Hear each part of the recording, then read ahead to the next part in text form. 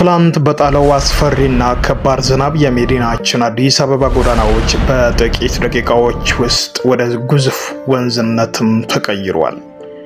በተለይም በዓለም ባንክ አካባቢ የተከሰተው የጎርፍ አደጋ በስፋቱና በኃይሉም ታይቶ የማይታወቅ በብዙዎችም ዘንድ ከፍተኛ ድንጋጤና ሽብርን የፈጠረ ነበር። የብዙ አባወራዎች መኖሪያ ቤቶችን ሙሉ በሙሉ በውሃም ተሸፍነዋል። ንግድ ቤቶችና ሱቆችም ተደምስሰው በርካታም ተሽከርካሪዎችም በጎርፍ ኃይል እየተገፉ እርስ በርስም ተጋጭተው ወድመዋል። ይህ ትላንት በዓለም ባንክ የታየው አደጋ ድንገተኛም የተፈጥሮ ክስተት ብቻ ነው ወይስ የከተማችን የፍሳሽና የመሰረተ ልማት ዝግጁነት ክፍተትም ያስከተለ መቅሰፍት? የቱ ይመስላችኋል? ሰላም ጤና ይስጥልኝ ውድ ቻናላችን ተከታዮች፣ በዛሬው ልዩ ዘገባችን ትላንት በዓለም ባንክ አካባቢ የተከሰተውን አስፈሪ የጎርፍ አደጋ በንብረትና በሰዎች ላይ ያደረሰውን ውድመት፣ የነዋሪዎችና የወጣቶችን ድንቅ የነፍስ አድናት ተጋድሎ እንዲሁም በስተጀርባ ያሉትን ስር የሰደዱ የመሰረተ ልማት ችግሮችን በዝርዝር እንዳስሳለን። እስከ መጨረሻውም አብራችሁን ቆዩ። የትላንቱ ክስተት የተጀመረው በአካባቢው ላይ ጥቁር ደመና ከተደቀነም በኋላ ባልተጠበቀም ፍጥነት መውረድ በጀመረው ከባድ ዝናብ ነበር።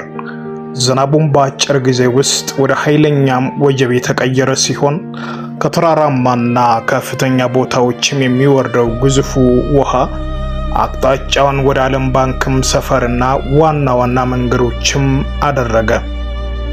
በአካባቢውም የሚገኙ የውሃ ማፍሰሻ ቦዮችና የፍሳሽ ቱቦዎችም ከመጠን በላይ የወጣውን ውሃ ማስተናገድም አልቻሉም። በጥቂት ደቂቃዎችም ውስጥ የዓለም ባንክ ዋና ዋና አስፓልቶችና የውስጥ ለውስጥ መንገዶች ሙሉ በሙሉ በውሃም በመፍሰሻዎቹ በዚያውም በነበራቸው ጭንቅንቅ በዚያ መስመር የሚንቀሳቀሱ ነዋሪዎችና አሽከርካሪዎችም ለከፍተኛም አደጋም ተጋለጡ። የጎርፉ ኃይል እየጨመረም ሲሄድ ውሃው የመኖሪያ ቤቶችንና የንግድ ድርጅቶችን ጥሶ ወደ ውስጣቸው መግባት ጀመረ። በቤቱም ውስጥ የነበሩ የቤት ዕቃዎች፣ ኤሌክትሮኒክሶችም፣ ፍራሾችና አልባሳት ሙሉ በሙሉ በውሃም የተሸፈኑ ሲሆን ከዚሁም ባለፈ የልብስ ቤቶች፣ የጫማ ቤቶች የውሃውን ከፍታ በአንዳንድ ቦታዎችም ከሜትር በላይም ደርሶ ነበር።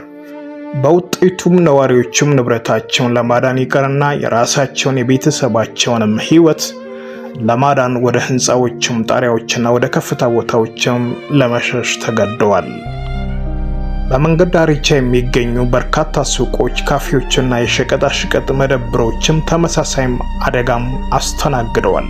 በሌላ በኩል በዋና መንገድ ላይ የነበሩ በርካታም ተሽከርካሪዎች፣ አነስተኛ የህዝብ ማጓጓዣ ታክሲዎች፣ የቤት መኪኖችና ባጃጆች በኃይለኛም ጎርፍ ተወስደው እርስ በርስ ሲጋጩ ታይቷል። አሽከርካሪዎች መኪኖቻቸውን ለማዳን ቢሞክሩም የጎርፍ ፍጥነት ኃይል አስፈሪ በመሆኑ መኪኖቻቸውን ጥሎ ለመሸሽም ተገደዋል። በዚህ ምክንያት የመኪኖች በሞተር በውሃም በጭቃም ተሞልቶ አጠቃላይ የትራፊክ እንቅስቃሴ ሙሉ በሙሉም አቋርጦም ነበር።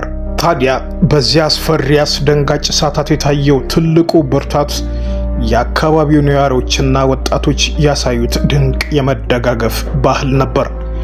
አደጋውን በደረሰበት ቅጽበት የወጣቶች ማህበራትና የአካባቢው ጎበዞች ሳይታክቱ ወደ ውሃው ውስጥ በመግባት በየቤቱ ተቀርቅሮም የነበረውን አረጋውያንና ህፃናትን በጀርባቸውም እየተሸከሙ የማውጣትም ስራም ሰርተዋል። በተጨማሪም በጎርፍም ተወስደውም ሊሰጥሙም የነበሩ ተሽከርካሪዎችና አሽከርካሪዎችን በገመድና በሰውም ኃይል በመጎተት ህይወታቸው እንዳያልፍ ከከፍተኛም ጥረትም ተደርጓል። ህብረተሰቡም የራሱን ንብረት ከመጠበቅ ይልቅ የጎረቤቱን የሌሎችን ህይወት ለማዳን ቅድሚያም ሰጥቷል። ቤታቸው ሙሉ በሙሉ በውሃም የተሞላባቸው ነዋሪዎች ጎረቤቶቻቸውና የከፍታ ቦታ ባለቤቶችም በቤታቸው መጠለያ እንዲያገኙም አድርጓል። ይህም የኢትዮጵያውያንን የቆየ የመደጋገፍ እሴት በተግባርም ያሳየ አጋጣሚ ነበር። የአደጋውን አሳሳቢነት እየጨመረም ሲሄድ ለአዲስ አበባ ከተማ አደጋ ስጋት ስራ አመራርና ኮሚሽንና ለእሳት አደጋም ስጋት አመራር ኤጀንሲ ጥሪም ተደርጎ የእሳት አደጋም ተከላካዮችና የአደጋ ጊዜ ሰራተኞችን በቦታው በፍጥነት በመገኘት ድንገተኛም የመታደግ ስራቸውንም ጀመሩ። በከፍተኛም ውሃ ውስጥ በመግባት በየቤታቸውና በየተሽከርካሪዎችም ውስጥ የተቀረቀሩ ነዋሪዎችን በልዩ ደህንነት ቁሳቁሶችም ታግዘው ማውጣታቸውም ችሏል። የትራፊክ ፖሊሶች፣ የጸጥታ አካላትም በቦታም በመገኘት ወደ አደጋውም ቀጠና የሚገቡ ተሽከርካሪዎችን አቅጣጫ በማስቀየርም ተጨማሪም ጉዳት እንዳይደርስም አድርጓል። አሁን ደግሞ ወደ ዋናው ጥያቄ እንመለስ። ለመሆኑ ትላንት በዓለም ባንክ አካባቢ አጠቃላይም በአዲስ አበባ ለተከሰተውም ለዚህ ከባድ አደጋ ዋና መንስኤው ምንድን ነው? አንደኛውና ዋናው ምክንያት የአካባቢው የመሰረተ ልማት ችግር ነው። በዓለም ባንክ መስመር ላይ የተዘረጉ የጎርፍ ማፍሰሻ ቦዮችና የፍሳሽ ቱቦዎችም ከተማዋን ያደገችበት ካለችበት ፍጥነትና ከመጠን በላይ ከሆነው የዝናብ ውሃ መጠን ጋር የሚመጣጠኑም አይደሉም።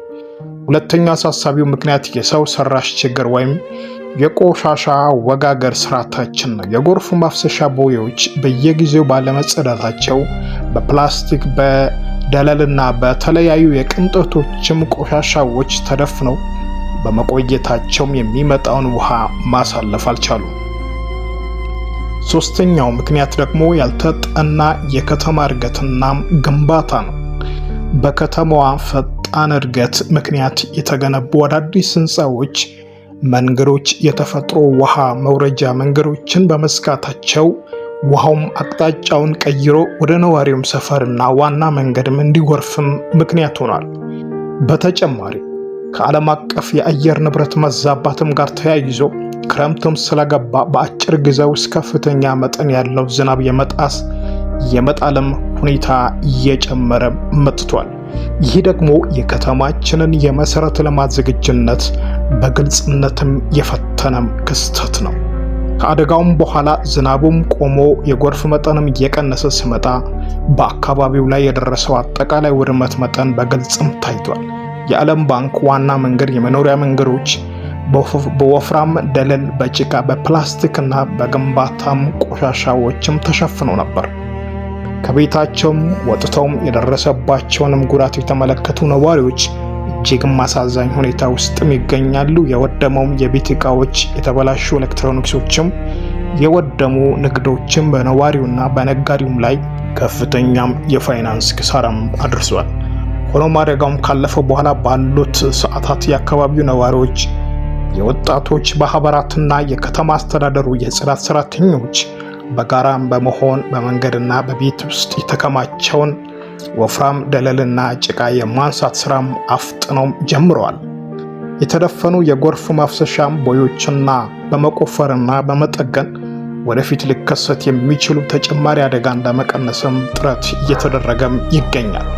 የኤሌክትሪክና የውሃ መስመሮች መልሶ ለመጠገንም ባለሙያዎችን በየቦታም ተሰማርተዋል። የአደጋ ስጋት አመራር አካላትም ነዋሪዎችን በተለይ በክረምት ወቅትም የዝናብ ደመና በሚመጣበት ጊዜ ከተፈጥሮ ውሃ መውረጃዎችም ዝቅተኛ ቦታዎችም እንዲርቁ አጥብቆም አሳስቧል። ስለዚህ ወዳጆች፣ የማርክ ሶሉሽን ተከታዮች፣ ክረምት እንደመሆኑ መጠን ዝናብ እንዴት በሚመጣ መንገድ እንደሚመጣም ስለማይታወቅ በአካባቢያችሁ በቦይ ማፍሰሻ፣ በዝናብ ማፍሰሻ ቦታዎች ላሉ ነገሮችን በማጽዳት ምቹ ነገር ራሳችሁን በመስራት መጠበቅ እንድትችሉ እንደ ድንገት በሚደርስ ከጎርፍ አደጋ ራሳችሁን እንድትጠብቁ ስንል እንጠይቃለን። እግዚአብሔር አምላክ ኢትዮጵያን ይባርክ። ሰላም ለሁሉም ሰው ይሁን። እዚህ ለማርክ ሶሉሽን አዲስ ከሆናችሁ ማርክ ሶሉሽንን ሰብስክራይብ በማድረግ እንዲሁም ቻናላችንን ሜምበርሺፕ አድ በማድረግ ቤተሰብ እንድትሆኑ ስንል እንጠይቃለን። ሰላም ቆዩልኝ።